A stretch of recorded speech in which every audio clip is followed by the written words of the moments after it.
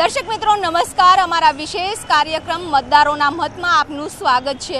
આજે વાત કરીશું વેપારીઓની, જીએસટી મુદ્દે, નોટબંધી મુદ્દે, આ માર્કેટમાં શું ચાલી રહ્યું છે, કેટલી તેજી છે, કેટલી મંદી છે, શું કેવા પ્રોબ્લેમ્સો આવી રહ્યા છે, સમસ્યાઓ શું છે, નવી સરકાર બનવા જઈ રહી છે, સરકાર નવી બનશે તો તેમની પાસે શું આશા અપેક્ષાઓ હશે, આ તમામ મુદ્દે વાત કરીશું આપણે વેપારીઓ સાથે, એટલે કે અલગ અલગ વેપારીઓનો શું મત છે તે મેળવવાનો પ્રયાસ કરીશું।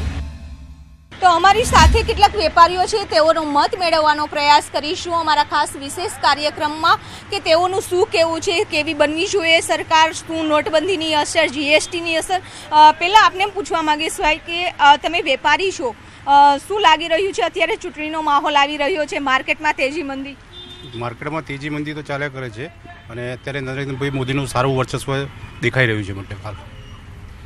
માર્કેટ ઉપર કેવી અસર પડે છે? માર્કેટ ઉપર જીએસટી આવ્યા પછી અત્યારે અસર થોડી વેપારમાં મંદી આવી રહી છે, એ હિસાબે થોડુંક એક સુધારો વધારો કરે તો વધારે સારું લાગે।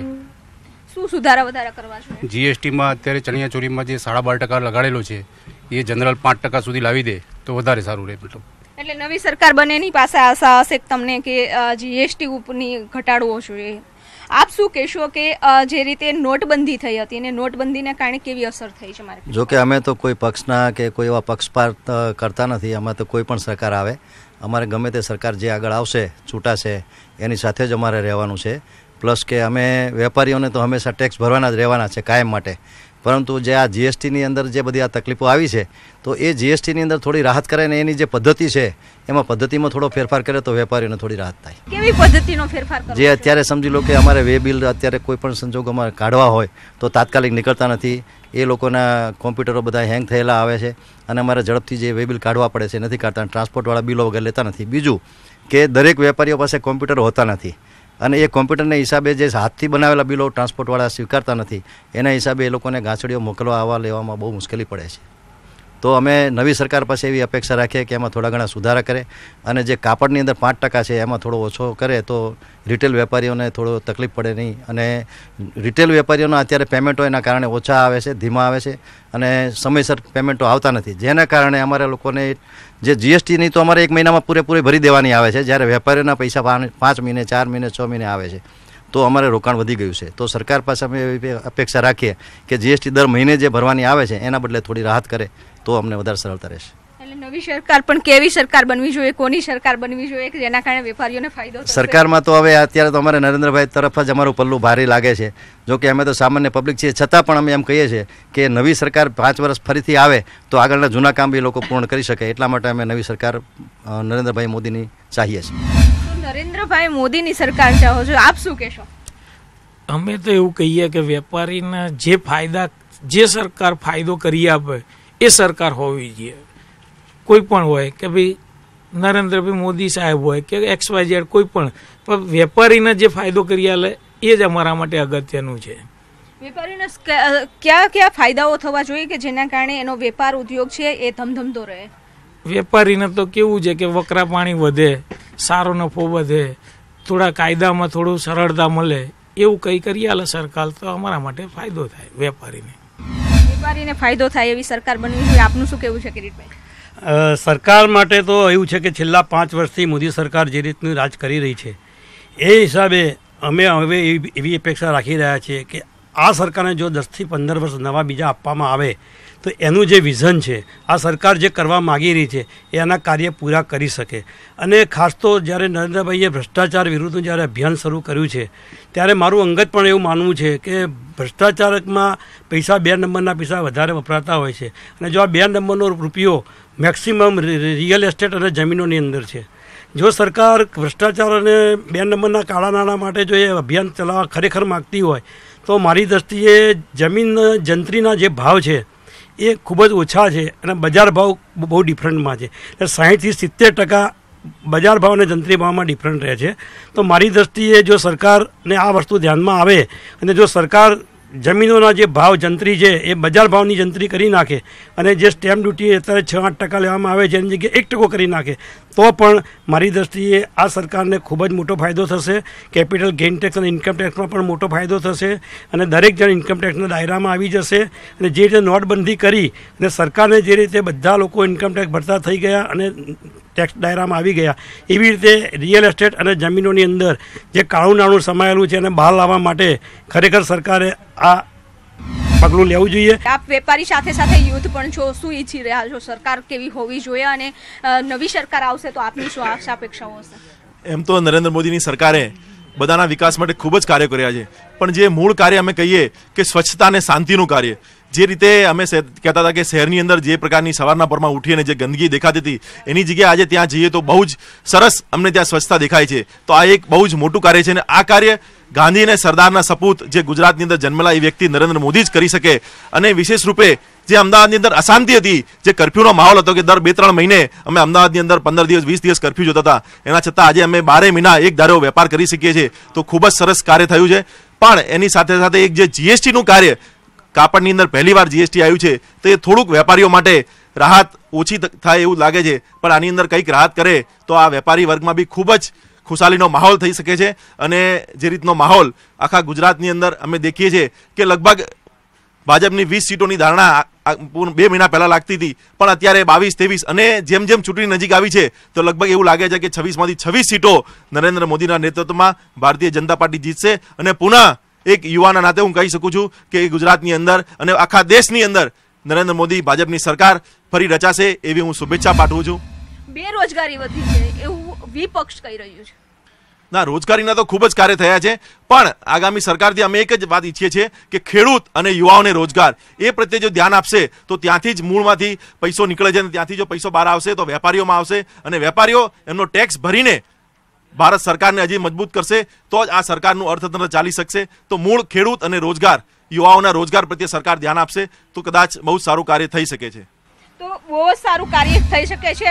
કીધું કે યુથની વાત કરી છે કે યુથ રોજગારી મળશે તો એ દેશ પણ આગળ આવશે અને યુવાનો પણ આગળ આવશે. આપ ભાઈ એક યુવાન છો, આપનો મત શું છે? કારણ કે અત્યારે ચૂંટણી આવી રહી છે, સરકાર પાસે આપ શું ઈચ્છી રહ્યા છો? સરકાર હંમેશા નિષ્પક્ષ જ હોવી જોઈએ. જે પણ સરકાર આવે નવેસરથી સરકાર જોકે બદલે તો બદલતો રહે, દર વખતે બદલાવ. સરકાર ભલે ગમે આવે પણ આપણો સ્થાનિક ઉમેદવાર એ જો સક્ષમ હોય તો એનાથી ઘણો રાહત રહેશે પબ્લિકને. કારણ કે આપણે આપણો અવાજ ડાયરેક્ટ આપણા સ્થાનિક ઉમેદવાર જોડે જ લઈને જઈશું. સરકાર જોડે ડાયરેક્ટ તો આપણે મોદી સાહેબ આવે કે કોંગ્રેસના કોઈ પણ વડાપ્રધાન આવે એના આગળ આપણે ડાયરેક્ટ તો જઈ શકવાના નથી. એટલે બને ત્યાં સુધી સારા સ્થાનિક ઉમેદવાર સારો આવે એ જ અમે ઈચ્છીએ. જે પણ સ્થાનિક ઉમેદવાર આવે તો તેમની પાસે શું અપેક્ષાઓ હશે? જો મારો તો પેલો તો આ વિસ્તાર નથી એટલે અહીંયા આગળ શું સમસ્યાઓ છે એ મને ખબર નથી, પણ મારા વિસ્તારની અંદર અત્યારે પાણીની બહુ સમસ્યા છે, પછી રોડ રસ્તા ગંદકી એ બધી સમસ્યાઓ ઘણી છે, વર્ષોથી એનો ઉકેલ જ આવ્યો નથી એમ, બરોબર. એટલે અહીંની સમસ્યાનો તો મને ખ્યાલ નથી, પણ હું મારા વિસ્તારની સમસ્યાઓ કહી શકું. આપનો કયો વિસ્તાર છે? પાટણ ડિસ્ટ્રિક્ટ. પાટણનો વિકાસ નથી થયો તો ત્યાં સારું વર્ક થવું જોઈએ. આપ એક યુવાનોની રોજગારીનો પ્રશ્ન સૌથી મોટો આવે, આપ યુવા તરીકે શું કહેશો? युवाओं का रोज़गार तो जो चल रहा है वो है ही, बट सपोर्ट बहुत मिलना चाहिए गवर्नमेंट को. अगर ये सपोर्ट मिलेगा तो ही ये युवा आगे बढ़ सकता है. जैसे कि मोदी साहब है, बीजेपी अगर आएगी तो लोगों को मोटिवेशन मिलता है कि कौन कैसा काम करे, उस हिसाब से उन लोगों को प्रमोशंस भी मिलते रहते हैं. तो युवाओं का गवर्नमेंट पे बहुत बड़ा रोल पड़ता है. अच्छा, तो मोदी सरकार फरी आवे तो तुम्हारी શું અપેક્ષાઓ હશે એમની જોડે? मोदी सरकार अगर वापस से आए तो युवाओं को ज़्यादा रोजगारी मिलनी चाहिए. गवर्नमेंट बेसिस पे, प्राइवेट बेसिस पे हर जगह लोगों को काम मिलना चाहिए ताकि सब लोग गरीब है, मिडिल क्लास लोग हैं, उन सबको डे बाय डे रूटीन निकाल सके और इसी वजह से लोगों को ज़्यादा सपोर्ट मिल सकता है गवर्नमेंट का.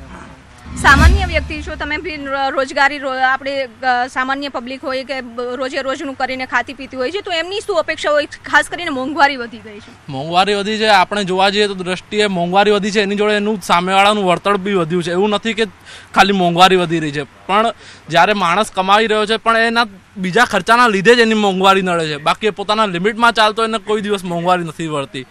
બાકી તમે માનો છો ભાઈ મોંઘવારી વધી છે પણ સામે એ નથી જોતા ભાઈ માણસનો દર વર્ષે પગાર વધી રહ્યો છે તો એ હિસાબથી એ ઇક્વલ જ છે. મારા હિસાબે મોંઘવારી વધતી નથી, પણ એ જે જમાખોરીના લીધે વધે છે એમાં એમને ઉકેલ કરવો જોઈએ.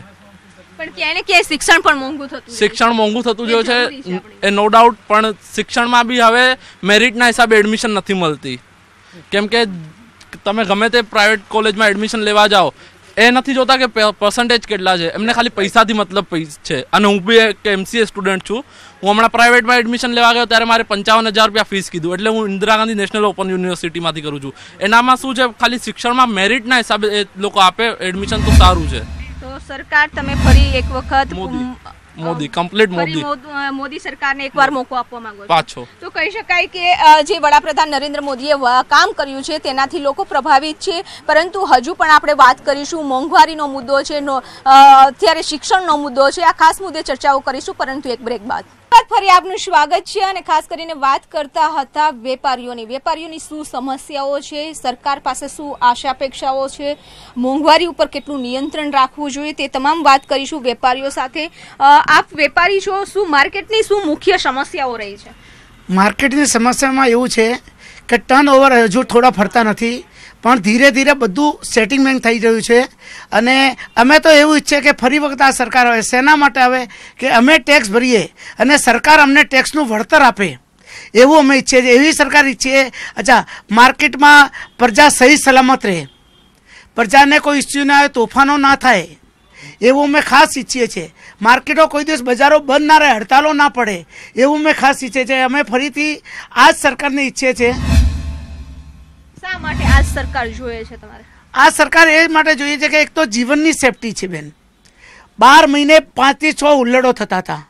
એ સિવાય ઉલ્લડો થાય એટલે બજારમાં કોઈ પણ વેપારી એન્ટ્રી કરે નહીં. એક દિવસ કરફ્યુ પડે એટલે 10 દિવસ બજારમાં વેપારી આવે નહીં અમદાવાદના વેપારમાં.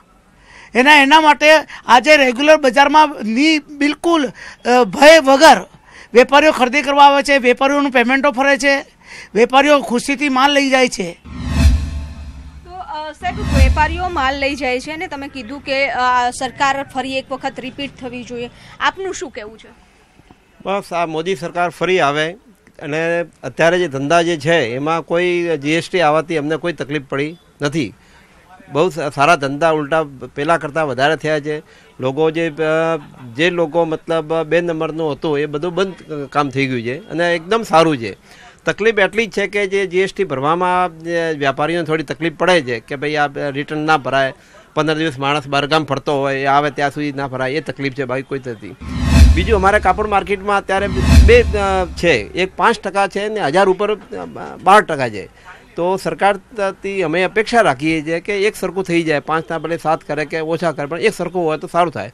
એમાં થોડું મતલબ લોકોને તકલીફ પડી રહી છે. પણ સરકાર તો આ જ સારી છે. ખૂબ વિકાસના કામો કર્યા છે દેશમાં. અત્યારે જ્યાં જઈએ સમજે ને, વિકાસ જ થઈ રહ્યો છે. રોડ દેખો, રસ્તા દેખો, પાણીની સગવડ દેખો, એને સરકારે ખૂબ કામ કર્યું છે, એમાં કોઈ બેમત નથી.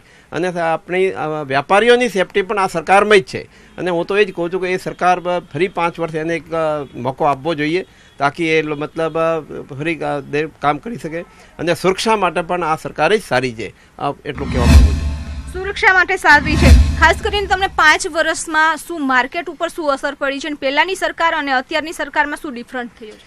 પહેલાંની સરકાર જે હતી એમાં બધી રીતે બધી ચોરીઓ થતી હતી, સમજે કે ને અત્યારે કોઈ મતલબ વેપારી પોતાની નિષ્ઠા સાથે મતલબ કામ કરી રહ્યો છે, એકદમ પોતાની ઈમાનદારી સાથે જે કામ કરી રહ્યો છે. 2 નંબરનો પહેલાં બધા ચાલતું હતું, એમનું કોઈ ટેક્સ નહીં ભરતો હતો, બિલો આવે તો ફાડી નાખતા હતા, પહેલાં બધું ચાલતું હતું. અત્યારે તમારે ટ્રાન્સપોર્ટમાં બિલ આપવું પડે, એટલે લોકો ચોરી તો કરે જ નહીં, સમજે ને. અને જે થાય છે દેશ માટે ટેક્સ ભરાય છે, એટલો ટેક્સ GST દેશ માટે આવશે, દેશ ઉન્નત શિક્ષિત જશે, સમજે ને. એટલે એમાં કોઈ એવો વાંધો નથી કે પબ્લિક એનાથી કોઈ તંગ આવી રહી છે, એવું કોઈ છે નહીં. અમારે વેપારી માટે બહુ સારી સરકાર છે. વેપારીઓ માટે ખાસ કરીને સારી સરકાર છે. મધ્યમ વર્ગને હોલસેલ અને રિટેલ માર્કેટ ઉપર GST નોટબંધીની શું અસર પડી છે? પહેલાં પણ ટેક્સો હતા જ. પહેલાં જે વસ્તુ પર 33% GST અને પહેલાં સેન્ટ્રલ સેલ ટેક્સ અને ગુજરાત ટેક્સ 2 અલગ અલગ ટેક્સો લાગતા હતા. એનો રેશિયો જે છે 30% ઉપર બેસતો હતો. અને આ સરકાર આવતા GST લાગુ કર્યા પછી ઉલટાના ટેક્સ રેટ કોઈ પણ વસ્તુ પર ઘટ્યા છે, વધ્યા નથી. અત્યારે ખાલી ગ્રાહકને સામે બિલમાં ટેક્સ લાગે છે એટલું દેખાય છે, એની જ ખાલી એને એક માનસિક અસર છે, બીજી કોઈ તકલીફ નથી. ઉલટાનું એક ફેર ડીલ છે, ટ્રાન્સપરન્ટ એક સમજો એક સિસ્ટમ મળી છે કસ્ટમરને પણ ખબર છે કે સમજો પહેલાંના સમજો જે ટેક્સ લાગતા હતા એની જે કિંમતો જો કમ્પેર કરે તો અત્યારે ઉલટાની વસ્તુઓની કિંમતો ઘટી છે. રિયલ એસ્ટેટથી લઈને દરેક વસ્તુમાં ફુગાવાનો દર જે છે એ પહેલાં કરતાં ઘટ્યો છે. પહેલાં દરેક વસ્તુમાં ફુગાવો કેમ દેખાતો હતો? કેમ કે સમજો બ્લેક માર્કેટિંગને છૂટો દોર મળતો હતો.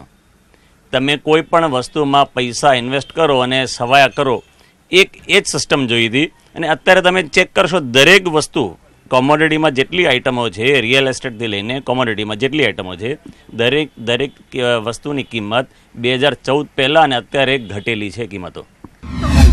મોંઘવારી વધી છે એવી બૂમો કેમ આવે છે? એ તો પોલિટિકલ પાર્ટીઓને, જે પોલિટિકલ પાર્ટીઓ છે એમને કોઈક તો મુદ્દા જોઈએ. મુદ્દા વગર તો કોઈ પણ દરેકને પોતપોતાનું કામ છે, એમનું કામ છે રાજકારણ કરવું. અત્યારે પ્રજાએ સમય પાકી ગયો છે. પ્રજાએ સ્પષ્ટ મત આપવો જે દરેક રાજકીય પક્ષને કે જાતિ કે બીજા નકારાત્મક પાસાઓ કરતાં રાષ્ટ્રવાદ અને કામના મુદ્દાઓ જ આપણે રાજકારણ માંગીએ, એ એમની સામે અમારે માંગણી મૂકવી જોઈએ પ્રજાએ પોતે. વિપક્ષ છે એ પણ કહે છે કે મોંઘવારી વધી ગઈ છે, સરકારના ચોકીદાર ચોર છે, ભ્રષ્ટાચાર પણ છે. વિપક્ષને તો આલુમાંથી સોનું બનાવવાનું છે, એ સોનું પછી સસ્તું જ દેખાશે ને. આલુમાંથી સોનું કઈ રીતે બનશે? એમને ફેક્ટરી નાખીને બધાને સોનું જ બનાવવું છે. હવે વેપારીઓ ટેક્સ ભરે છે, એમાંથી ઇન્કમ કરીને લોકોને મફતનું આપવાનું છે. આ કઈ સારું કહેવાય વેપારી માટે? વેપારીના ખિસ્સામાંથી પ્રજાને આપવું છે તો એ પછી વેપારી ક્યાંથી ટેક્સ ભરશે? એટલે આપ કેવી સરકાર ઈચ્છી રહ્યા છો? અમે તો જે છે એ સારી ઈચ્છીએ છીએ, રાષ્ટ્રવાદી સમજીએ છીએ, જે સુરક્ષા આપે, સેફટી આપે બધાને. તો સેફટી આપે, સારી સરકાર ઈચ્છીએ છીએ. ફર્સ્ટ ટાઈમ વોટિંગ કરવાના છે. મારી સાથે મહિલાઓ છે કે જે વિધાનસભામાં એક વખત તો કરી લીધું હતું હે ને, હવે લોકસભામાં ફરી વખત એક દેશની સરકાર બનાવવાને તમારો કિંમતી વોટ આપવાના છો. આપ વોટ તો આપશો, પણ સરકાર કેવી હોવી જોઈએ એક યુથ તરીકે આપનું શું વિઝન? ફર્સ્ટ ટાઈમ વોટ આપું છું અને સરકારે બધાને સપોર્ટ કરવું જોઈએ, સારું બધા માટે સારું વિચારવું જોઈએ અને ન્યૂ ઇન્ડિયાને આમ આગળ વધે અને પાછળ કેટલા બી વર્ષોમાં જે પ્રોબ્લેમ્સ હતા એ બધા બંધ થઈ જાય. એટલે ભાજપને મતલબ બીજેપીને વોટ આપવા વિચાર્યું છે. બીજેપીને વોટ આપવા. આપ શું કહેશે કે યુવા તરીકે રોજગારીનો પ્રશ્ન સૌથી ગુંજતો રહ્યો છે કે યુવા છે અને રોજગારી નથી મળતી? સાચું કહીએ તો જેમ આપણે આપણા ઘરમાં આપણા મા બાપ પર ટ્રસ્ટ કરીએ છીએ કે આપણું ઘર સારી રીતે ચલાવશે, એવી રીતે આપણે આપણી કન્ટ્રી માટે બીજેપી પર ટ્રસ્ટ કરવો જરૂરી છે કે આપણી કન્ટ્રીને આગળ વધારશે. સો એઝ અ યંગ છું એ રીતે તો મારું એટલું જ કહેવું છે કે બીજેપી રોજગારીમાં લોકોને સારી રોજગારી મળશે એવું જ કંઈક કરશે. એક આપ મહિલા પણ છો, સુરક્ષાની મુદ્દે શું કહેશો કે આપ સુરક્ષિત મહેસૂસ કરો છો? મતલબ કે સુરક્ષાની બાબતે તો જોવા જઈએ તો બહુ બધી લાઇન્સ ખુલી ગઈ છે કે કોલ કરીએ તો મતલબ ફેસિલિટી ઊભી થઈ જાય છે. એટલે એ બાબતે તો કોઈ ટેન્શન નહીં રહ્યું જ્યારથી બીજેપી આવી છે. તો આપ એક નવી સરકાર બનાવવા જઈ રહ્યા છે, તો આવનાર સરકાર પાસે અત્યારે તો સારા કામ કર્યા છે એનાથી તમે પ્રભાવિત છો, પરંતુ હજુ તમારે શું અપેક્ષાઓ હશે સરકાર નવી બને ત્યારે? શિક્ષણ બાબતે હશે કે મતલબ કે હજી વધારે લોકોને રોજગારી મળે, કેમ કે જે લોકો ગરીબ છે એ લોકો વધારે ગરીબ જ રહે છે, એ લોકોને બી ચાન્સ મળવા જોઈએ કે એ લોકો પણ આગળ વધી શકે. આગળ વધી શકે. ખાસ કરીને બીજા પણ લોકો છે આપણી જોડે.